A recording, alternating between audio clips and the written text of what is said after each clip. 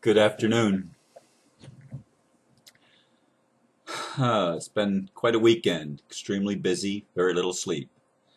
The title that I've selected for today's talk is We Deserve Leaders That Love Humanity. I've been in a workshop this weekend. In fact, I left a little before it ended so that I could get home and create this video. Sunday in the workshops is all about love, so that is what I'm feeling.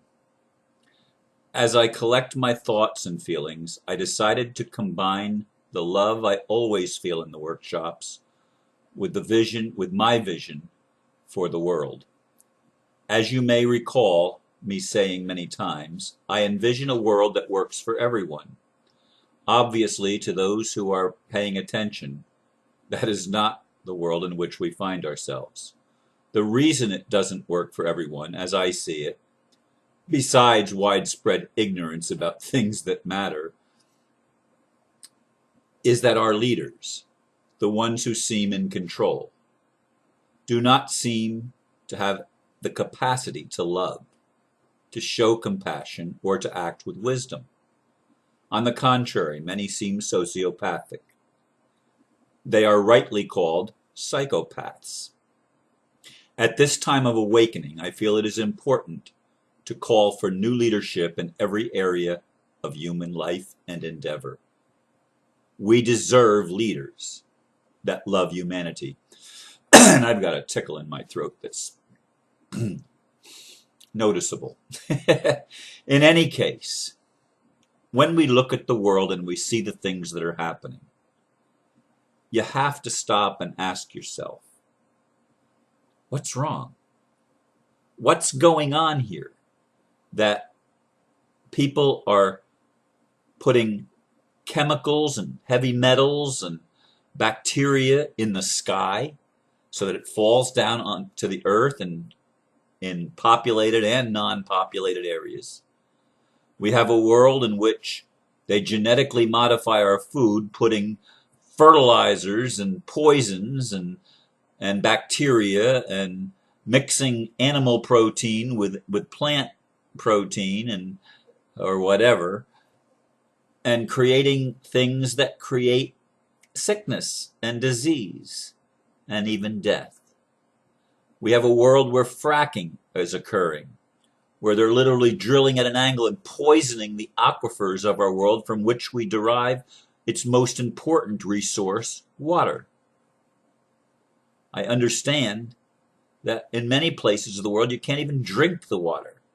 And the United States, which has had a very pristine water supply and where we grow up in North America anyway, taking water for granted, they're poisoning the very water in our aquifers so that soon we will be like Europe is, where you can't even drink the water, or where it is what it's like in many third world countries where the water is not safe for human consumption. These are issues, and I've only scratched the surface, it's not even all of the issues, where we do things that are insane. And who makes these decisions, if not our leaders? Of course, you've heard me talk many times about the financial system. The financial system is unbelievable when you understand how it really works and how much we've been brainwashed, because it doesn't work anything, not anything at all, as we imagine it does, as we've been led to believe it does. Again, like I've said many times, banks don't lend money. That's a shocker, because everything in our education system, everything in our awareness, everything in our media tells us that, of course, banks lend money. How could we fight wars, which is another insanity? How could we build houses? How could we do anything if the banks didn't finance it? But the banks don't finance it. The people have always financed it. And the people are not loved by the people that make the rules. You know, the individuals that sit in control of these financial systems, the international bankers, the investment bankers, the people that operate the financial system, they're the ones that actually create all of the pollution, put all of the poisons in our food and poison our water and poison what's supposed to be medicine. They poison everything. I mean, what's wrong with this picture? What's wrong with this picture? Don't they care? Don't they realize that if they hurt others, they're hurting themselves? The truth of the matter is, no, they don't. That's what makes them sociopathic and psychopathic. That's what makes them insane. But we're led to believe that they are the sane ones. And the people that have a different idea, well, we're the threat to the government. We're the threat to national security. We're the threat to the system. Well, I want to be a threat to the matrix. And I want as many people as will wake up to also be a threat.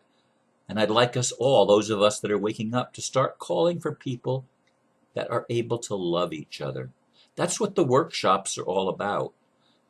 Teaching people what stands in the way of just loving, of just being compassionate and exercising wisdom. And we watch it. Every time there's a workshop, we watch as all of the repressed emotions, the so-called negative emotions, get released. And underneath all of those repressed emotions is beauty. Underneath is absolute, remarkable, amazing human beings with the capacity to transform life itself. And many people around the globe, I know, are waking up. And there are many people with leadership qualities who understand that leaders, the role of a leader is to serve. The role of governments is to serve the people. The role of corporations is to serve. We've inverted our entire culture, where the things that are not human and not humane and not wise, not loving, not compassionate, the things that are the most insane are the things that we have considered most important. It's ass backwards, as I've said. And yet it has continued all of our lifetimes because of the other problem that I mentioned in the blurb, ignorance. People ignore the reality that's all around them. They ignore the voices of those crying out for justice in a world where justice is only what the richest purchaser can get, and then it's not justice because they buy injustice. And they call it justice. It's all backwards, folks. It's all backwards. I see, as I envision the world of tomorrow, and it's not very many tomorrows away, I don't believe, I see new leadership being raised up. A leadership that does have wisdom. A leadership that recognizes its honest position. That if I am going to be a leader, or if anybody is going to be a leader, I derive my authority, and it's not really authority, but that's how we think of it in our world. I derive that from the people. I am entrusted by the people to do the right thing, to be wise, to be loving, to be kind, to be truthful. But we live in a world where truth is a rare commodity among those that are considered leaders. The leaders of our media, the leaders of our religious and educational institutions, and especially the leaders of our governments and our corporations. They are all corrupted. And yet here's what I see. I see a huge change coming, a huge change in consciousness even among people that are high-ranking. When I say high-ranking, I'm speaking almost in a military term. I see generals and admirals and people that are high up in the military waking up. And of course, a lot of the people underneath them are also waking up, which is helping to make the leaders more accountable for their own awakening. But it's happening in banks. It's happening in corporations. It's happening in governments. That individuals here and there are waking up. Many have longed for the opportunity to be able to tell the truth, to be able to be in integrity. I remember Dr. Mary telling me the story of when she became mayor of Imperial Beach, California back in the 60s. She was approached by all sorts of people that wanted to buy favors. This is corruption, folks. This is corruption, where we have allowed money to be the prime motivating factor in decisions that affect multitudes of people. This cannot go on. And so we need to change the structure, not the structure so much, but we need to call upon those with character that allows them to be leaders, and we need to protect and support those that do. Like Dr. Mary said, she had to get a bodyguard because she wouldn't play to the corruption that was everywhere around her. She only ran for one term. She wouldn't run for re-election.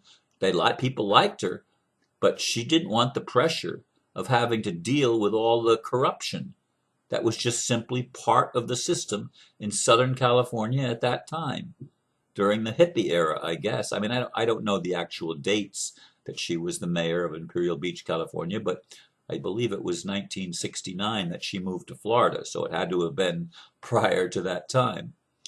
In any case, as I interact with people online, and as I connect with people all over the world, I'm realizing that in almost every facet of our culture, there are people that want to do the right thing.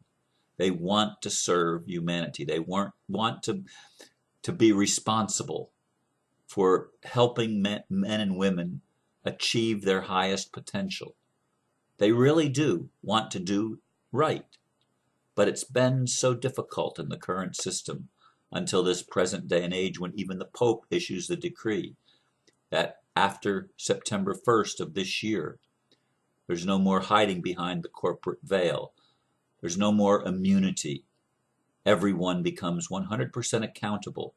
And ultimately, we're going to go back to common law. And what is common law? Common law is simply this.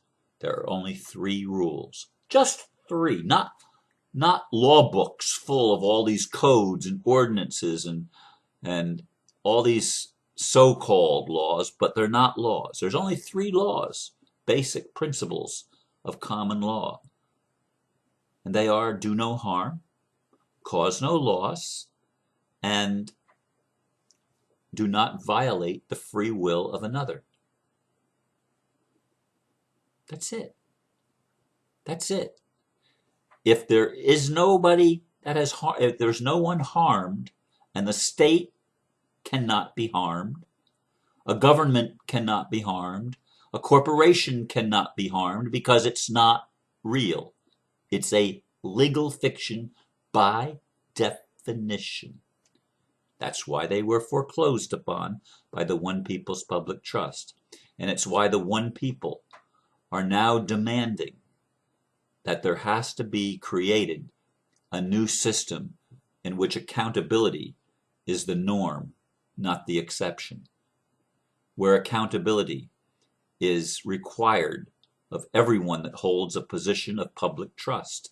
And corporations are institutions of public trust, but they've been so distorted that they have to be, ultimately destroyed. The whole idea of a corporation has to be destroyed, and we need to return to a place where people contract willingly with other people. And they agree to certain things, and the terms and conditions are all stated plainly and understood fully by both parties entering into the contract. That's common law. The ability to contract freely without interference by anybody else. And no adhesion contracts, no contracts by coercion and by force and by the point of a gun or the threat of imprisonment or the threat of violence. All of that has to end if we're to move into a world where peace on earth has a chance.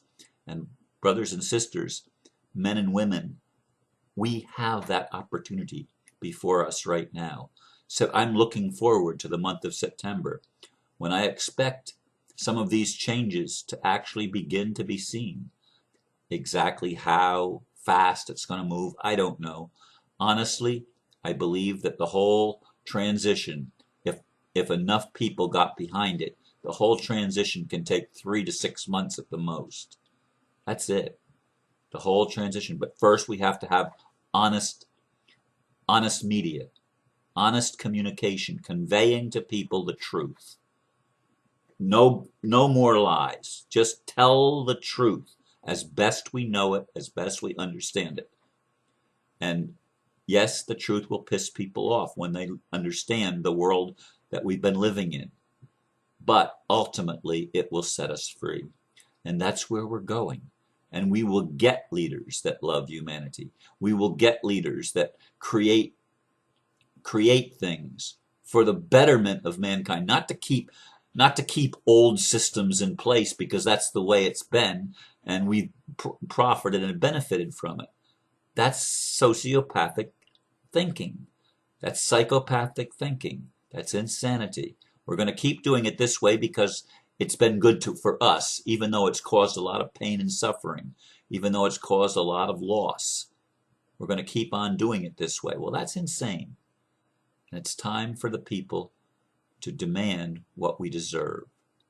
We now deserve to be treated, all of us need to be treated as equals. There's nobody above us, no authority unless we contract with them specifically to give them a responsibility to serve our interests. But they have to serve our interests, the people, not the moneyed people, but just the ordinary people. And ultimately, we're all going to be moneyed people, but that's not quite here yet and ready to go, as far as I know. Anyway, these are the thoughts and the things that I had to share today. And as I said, I left the workshop early.